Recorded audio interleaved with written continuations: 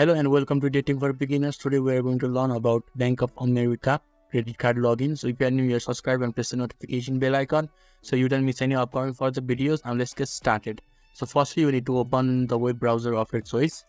It can be any web browser, and in the top of the web browser there will be a search bar. So you just have to click on the search bar and type the name of the bank, that is Bank of America.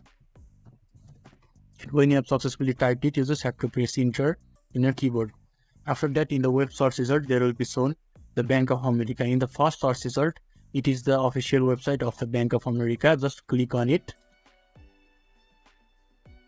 And you have to wait for a while, and the official website has been shown. So in the left hand side, you can log in. You can enter your user ID, you can enter your password, and you can just log in. And if you have forgotten your ID or password, you can just click in this section and you can change your user ID and password. Most people get confused here, but don't you get confused, because your credit card account and your bank account or your online banking account is same. So this is the part most people get confused, but you don't get confused in this section. So when you have successfully logged in into your online banking account, there is a credit card section here.